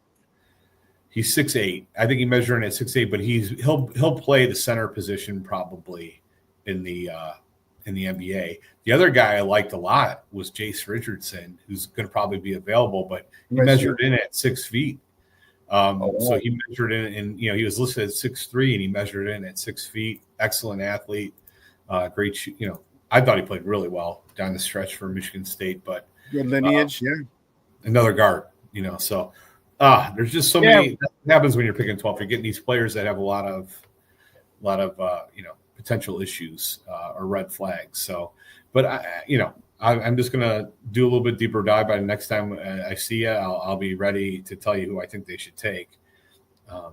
But we'll see. I hope we got a guard, Fred. I really do. We got tons of guards. Give me, and first, ideally, I would love Maluak to be able to fall. And if that's the case, man, that solves a lot of problems there, Fred. A lot of problems for this team. That's not all of them, but it solves a big problem. That's a rim protector. And a big guy like that who can protect the rim and run the court. Now you're cooking with hot grease. 7'6" wingspan. Oh my God, I love that kid. That's insane. Just a lob threat, rim runner. He's going to be awesome. But every mock draft I've seen, he's going like 8 to the Nets, 9 to the Raptors, 10 to the Rockets. We'll see. And the Rockets have the 10th overall pick from the Suns trade.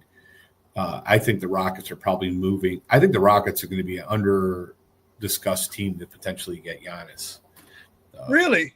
Yeah, they got a ton of draft assets, and I think if I were the Rockets, I'd absolutely move Sengun. I'd move Green, who I thought was awful in the playoffs, awful, and I'd move a couple of their draft assets to get Giannis. Where do you think Giannis is going? He's going to go somewhere, I think. Definitely ain't here. Definitely not down definitely not down I-94. That's for sure. If it was here, we'd have to move every single available asset. Yeah, he'd be the only guy here. Giannis in the rec league. Yeah, exactly. Because first thing they're going to ask for is Matas. That's the first thing they're going to ask for is Matas. Oh, there's no way. There's no way we get him without him. I think yes, totally. And not only that, I'm not even sure. The other big team that you're hearing is San Antonio. And so, they got the rookie of the year. Would you rather have Modest or the rookie of the year, and all the draft assets that San Antonio has, which is a mountain of them? There's 4 or 5 teams that have better packages for Giannis. The only thing is you can hope is that he says I want to go to Chicago, and I don't think he will say that. Yeah, I don't think so either. So yeah, I got a couple. One guy said Houston, other guy said Miami. Yeah, I don't know where they're gonna go, man. But the thing is, he's 30. He's 30. He'll be 31 next season.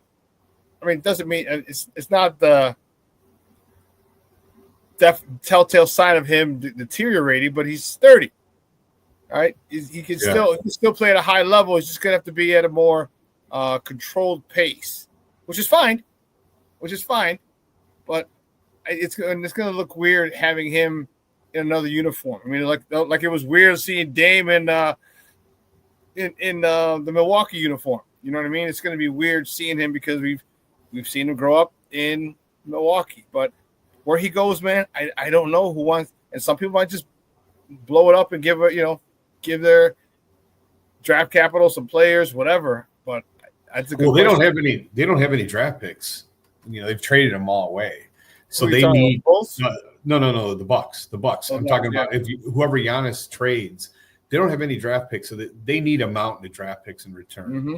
So if we made a deal with the Bulls, it would cost us 3 first-rounders and every swap to Kingdom Come. So, and we, there's a lot of teams that just have a mountain of draft capital. Look at Oklahoma City. Oklahoma City still is out there, that could put up a really good deal if they somehow fall short. So.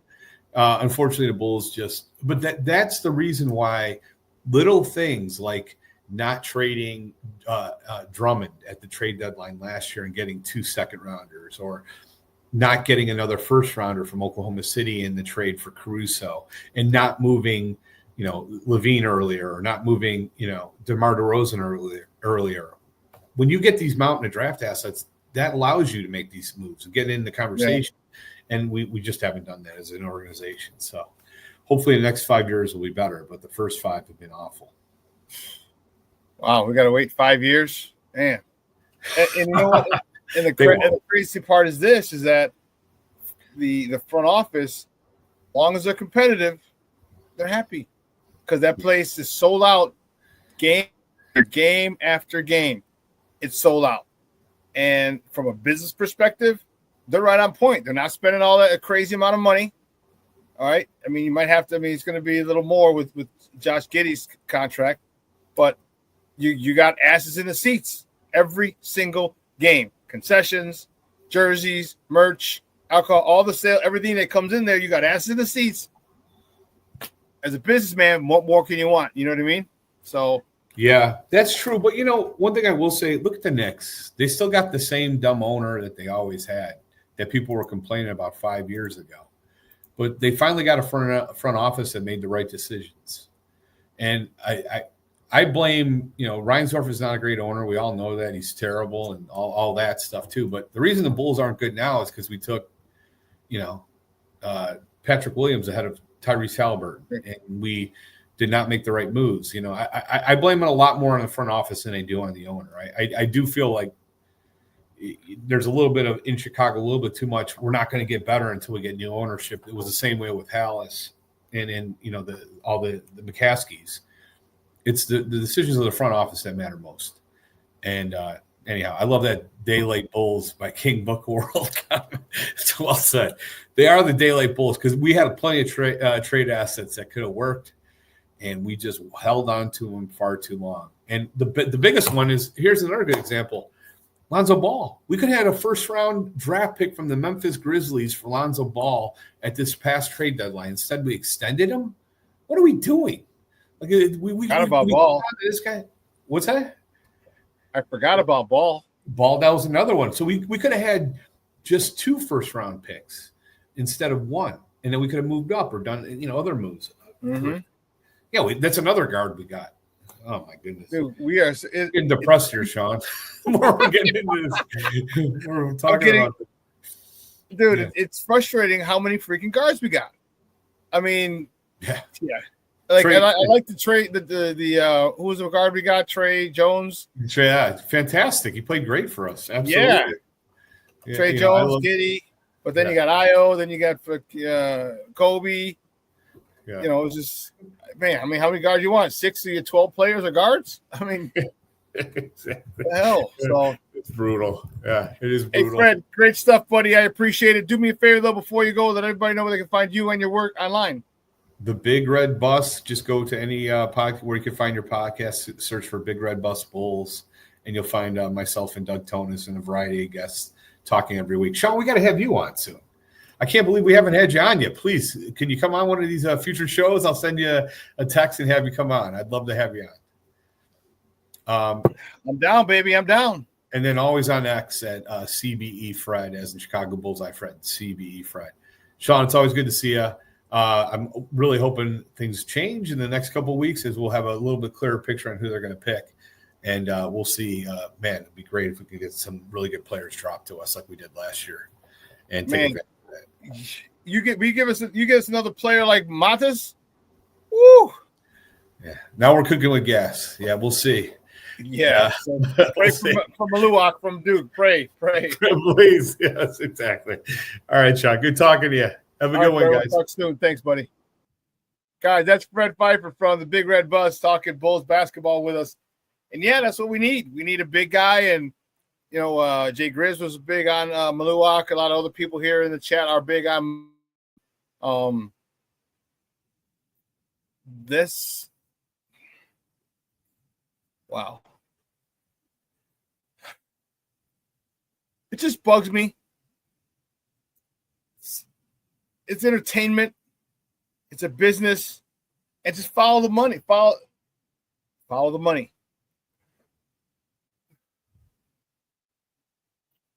How you couldn't see Dallas getting the number 1 overall pick. Back in 2008, there was talk Michael Beasley or Derrick Rose. But I truly believe, me, I'm a conspiracy theorist. Just like, all right, it was ordained. It was set. All right, Derrick Rose was one heck of a player, went to the national championship game. If he could hit some free throws, they would have won it at the end of regulation. But you saw a guy, they understood. Chicago loves its basketball. All right, Chicago loves, it's a basketball town. Okay.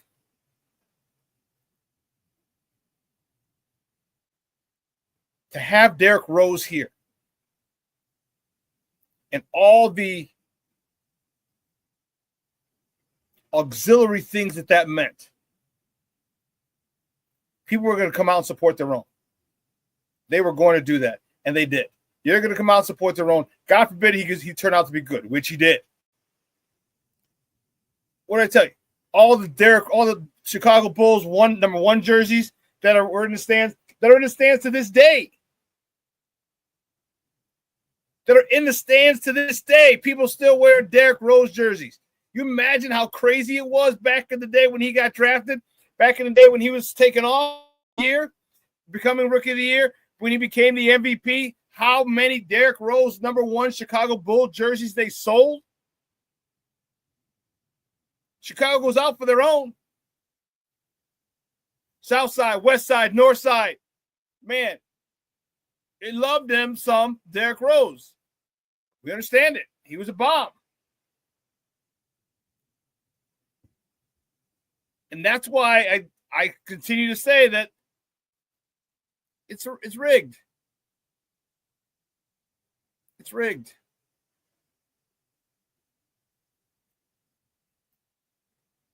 And a lot of people think it.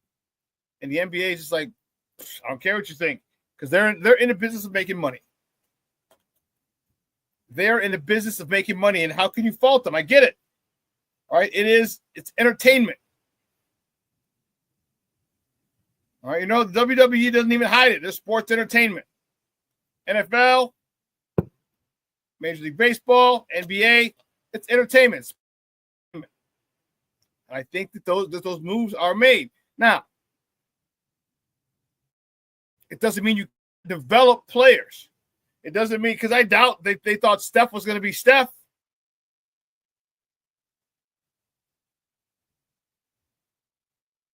So here's where the Bulls front office needs to develop. And they've done a good job. Io has turned out to be well. Kobe has done well. Only guy is P. Won't. He's the only guy who they haven't been able to develop, the number one overall pick, or this regime's first draft pick. And I think that has more to do with him than it does with their development. One of the other things, the last thing we didn't get to talk about was the Bears. All right, last week, said the Bears are closing the door, or is questions, are the Bears closing the door on the Chicago Stadium? Team statement cites significant progress with Arlington Heights. Well, we kind of knew that. Frustrated legislative fumes, they keep flip-flopping. But you had to know this. This is not your first rodeo, legislator. You know this is not their first. It's not your first rodeo. State Representative Cam Buckner says Chicago Bears, it's hard to believe their announcements or proclamations because they keep flip-flopping.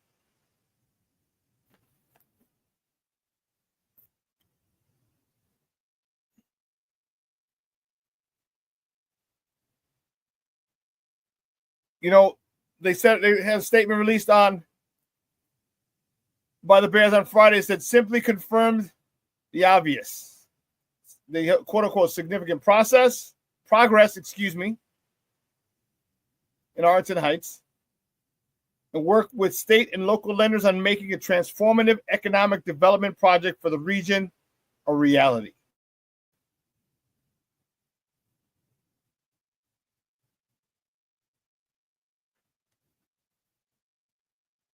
Was this coming as a huge surprise, everybody? I don't think so.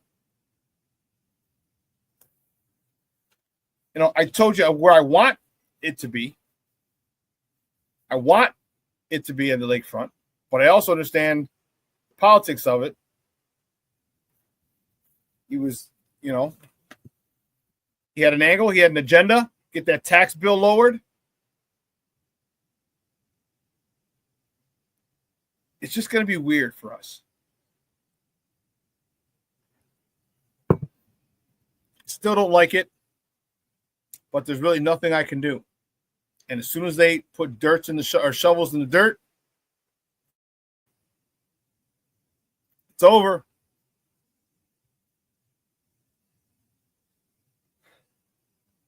And it's probably going to be sooner than later.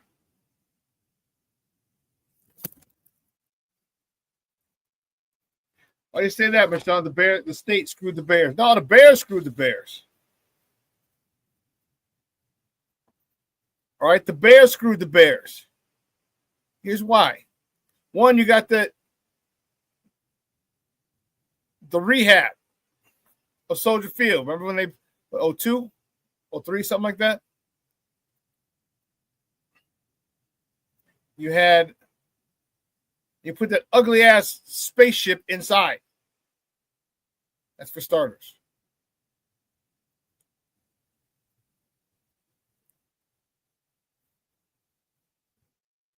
That really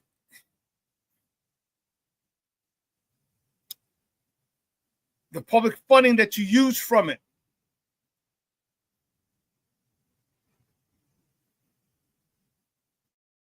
Well, Michelle, because the lack of funding is because they still the funding they got for the rehab on Soldier Field.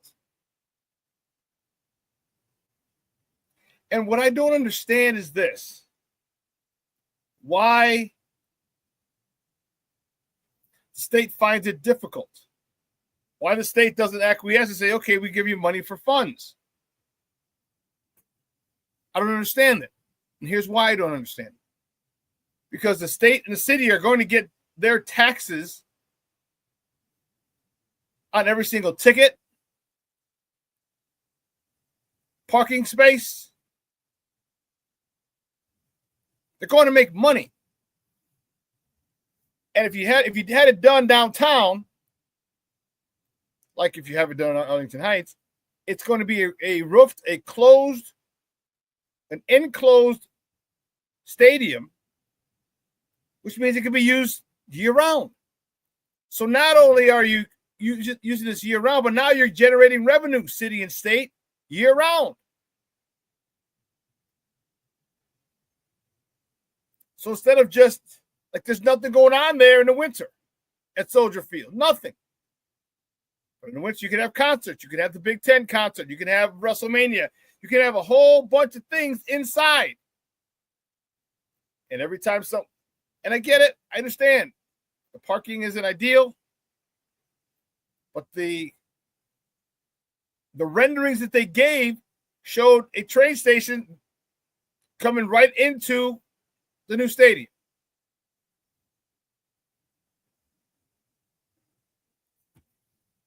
And people say, well,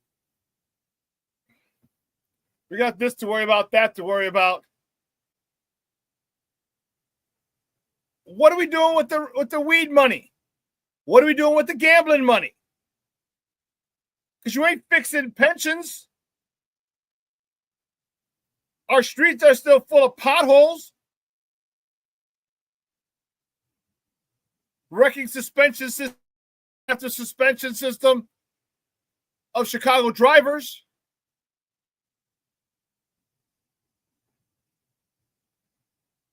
You're getting all this money from gambling and weed, and you can't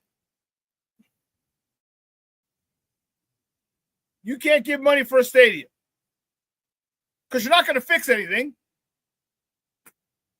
You're not going to fix anything. There's more than enough money to take care of all the issues, teachers' pensions, roads, any other pension funds that have been hit. It's more than enough money for it. Especially when you're getting a couple $100 million. What was it? I forgot. It was the first quarter. They said, how much How much revenue?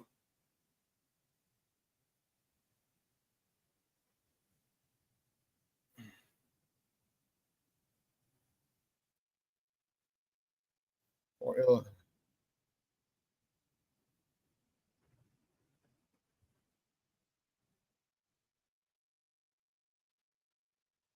Here.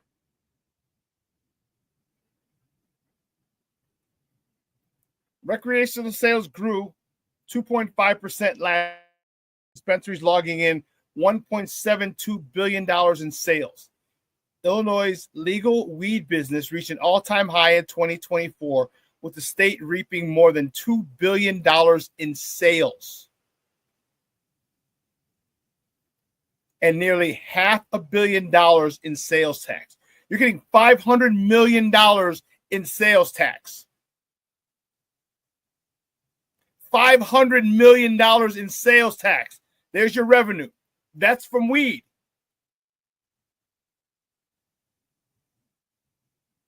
That's from weed.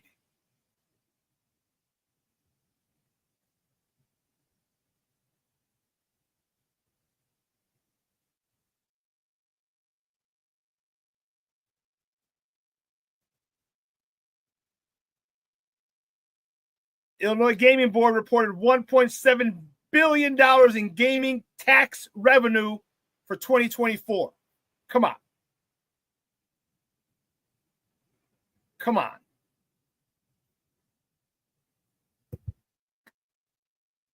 But you can't build stadiums. Like where's all this money going? And the weed revenue and sports gambling isn't going to go down. It's not going down. People are still going to smoke weed and bet parlays out the ass.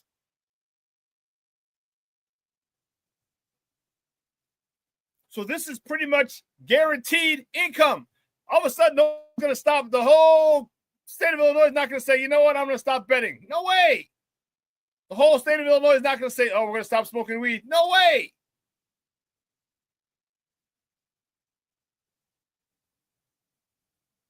So you have about over $1 billion in taxes a year in revenue that you're getting. What are you doing with it?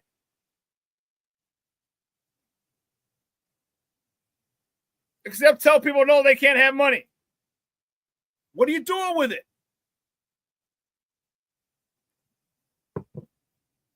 That adds to the skyline. That adds to downtown. That adds to the allure of Chicago.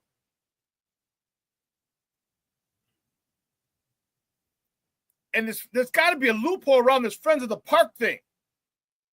Because they're a pain in the ass. And listen, I get it. Back in the day, when Marshall Field and a whole bunch of other people created that group, it was because they wanted the lakefront for themselves. The reason they did this, they didn't want the lakefront to be full of commerce like all the other cities and east of Chicago that are on the lakes. Look at Cleveland. Cleveland doesn't have a lakefront. No one talks about the Cleveland lakefront. It's all commerce. But times have changed. They wanted to keep it for the people. And is it a stadium for the people? Aren't people going to be using that stadium 24/7, 365? Or at least have access to use it?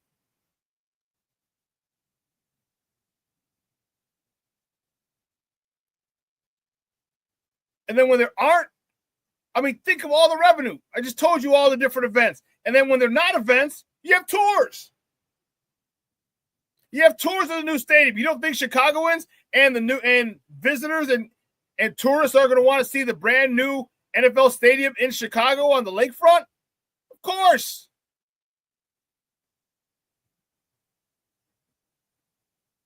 So why this is such an issue, I have no idea.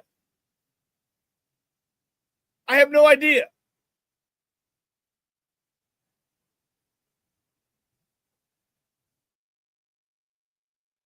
Put it in the south lot. You have the Waldron lot. You have the spot where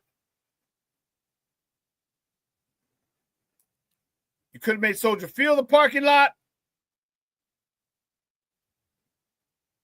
You know what? I still haven't gone down to south of McCormick Place by Prairie Shores. And what's east of Prairie Shores?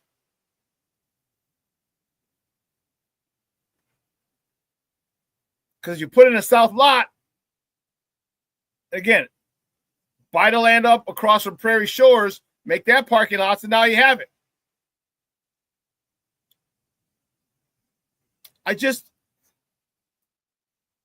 Believe me, I know it's a move. It's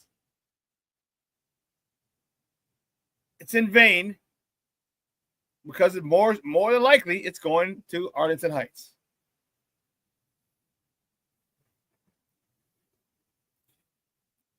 Good point, Junior. Friday night they had to delay the Beyonce concert at Soldier Field in the Dome. They wouldn't have to. Yeah. The lightning, the rain, wouldn't have to do that.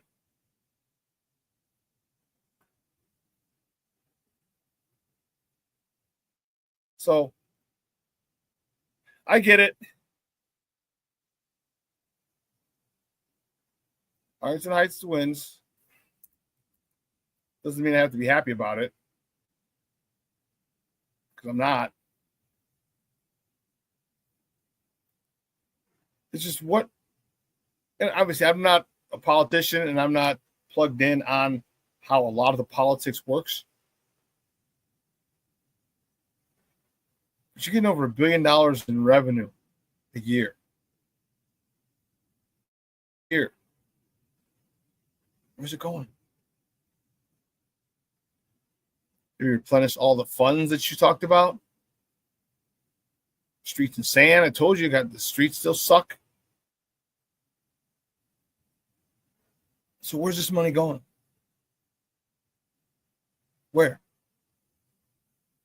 That's what I want to know. Well, listen, man, 2 hours is coming and going. I want to thank my friend, our friend, my guest, Fred Pfeiffer, Southside Chicago Catholic League guy from St. Lawrence. Boo. For coming out and talking Bulls basketball with us.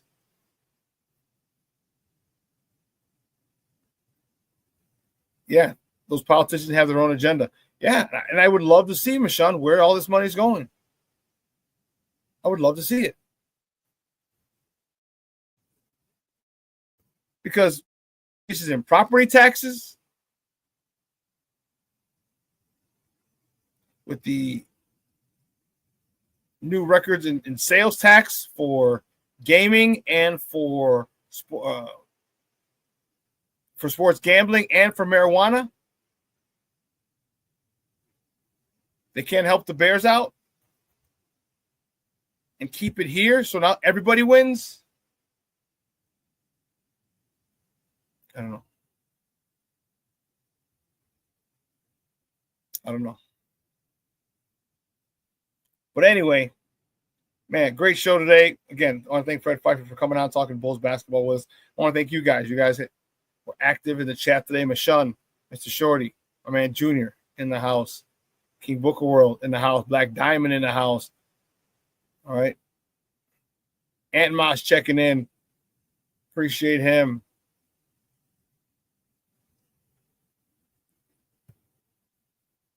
Let's say Armando, my man Junior. Rick Gonzalez checking in. Shorty, Brandon Schutz checking in. Everyone else, if I missed you, my apologies. But I want to thank you guys for tuning in, for love and support. I appreciate it greatly. So it's going to be a cold one today. What's the high?